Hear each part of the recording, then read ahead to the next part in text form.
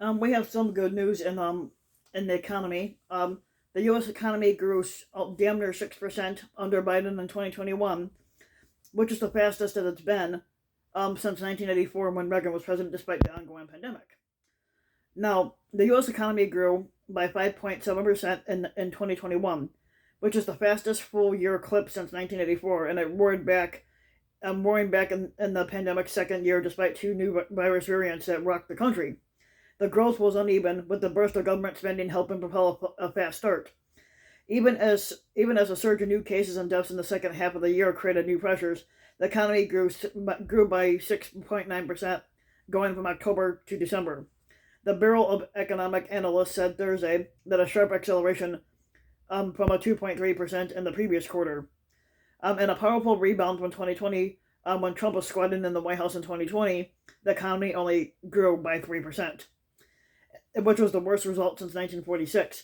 2021 strong growth created a record 6.4 million new jobs, but it also brought a host of complications, helping fuel the highest inflation in 40 years and creating supply chain issues as consumers that are hungry for products overwhelm the global delivery system.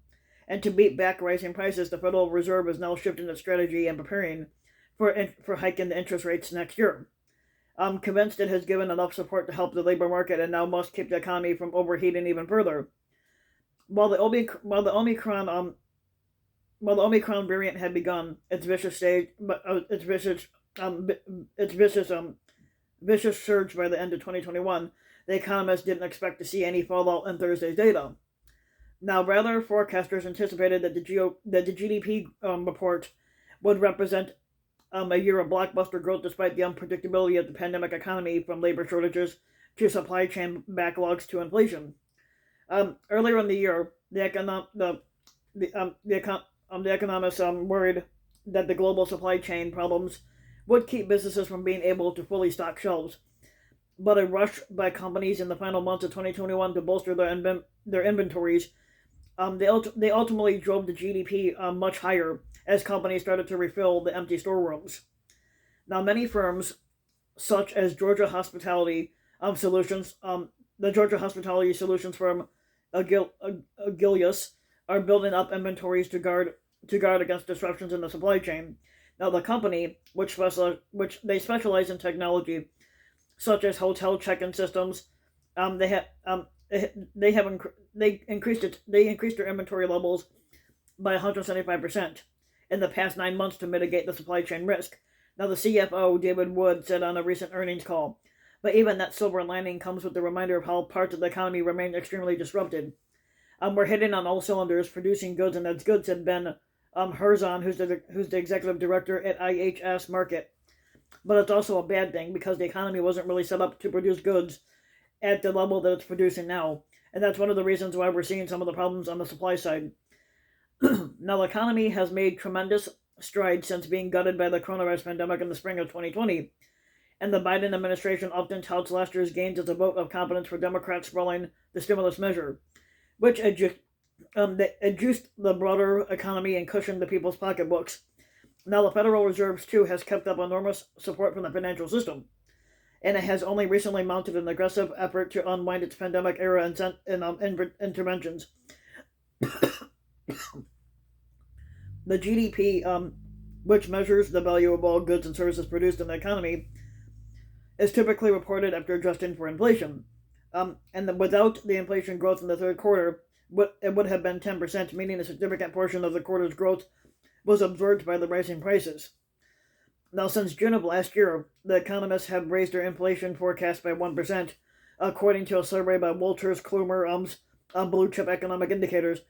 Now, over that time, they lowered their expectations for the GDP growth by the same amount, which is also 1%. High inflation can reduce the purchasing power of consumers and businesses, which can chip away at GDP. But Herzon said that the overwhelming stimulus that went into the economy in 2021 went a long way in countering the effect of the rising prices. Inflation had some stiff competition from the federal government, Herzon said, but since the recession, sports and recreational vehicle sales have consistently been among the economy's brightest spots. But the supply chain issues have dogged the sector. Minnesota-based Polaris, best known for its off-the-road vehicles, reported that retail sales fell by about a quarter in North America in the final 3 months of the year, as inventories at car dealerships are down 70% from their pre-pandemic levels. Predicting when the supply chain pressures ease remain difficult. Our most current view is that modest improvement should start to materialize something in the third quarter by 2022. Polaris CEO Michael Speetzen said on a recent earnings call. He later added that while sales are strong so far this year, the semiconductor shortage continues to weigh in on the production. The Omicron began to rip through the labor market at the end of 2021, with December registering the record high levels of sick leave, according to Liz Wilk, who's the principal economist at Gusto, which is a payroll and benefits provider. These numbers are already ebbing away, and the share of employees are taking sick time. It remains elevated, but they have fallen by almost a third over the past 2 weeks. Now, separate data show that after almost 2 years of sweeping cuts and slow growth, museums and libraries are returning to pre-pandemic spending levels. In Muskogee, Oklahoma, the Five Civilized Tribes Museum saw the gift shop sales grow in 2021 thanks to sales of books and the Native American-made crafts, even as attendance fell slightly. The museum only saw a quarter as many school groups in 2021 as it gets in a typical year, said Sean Barney, who's the executive director of the museum. The walk-in visitor traffic slumped as gas prices soared and fewer people lit out to explore the back roads of the eastern Oklahoma's Indian country. Now, Barney is optimistic that 2022 will represent a full return to normal, but the school groups are starting to come back and the museum is in excellent condition. After the pandemic era shutdowns allowed the renovation of exhibits on native art and life after the Trail of Tears. So that's the end of that. So if you like the video, get the video, like and subscribe to my YouTube channel on RVW King, and also hit the notification bell so that you'll be notified when a new video comes out. And thanks for listening.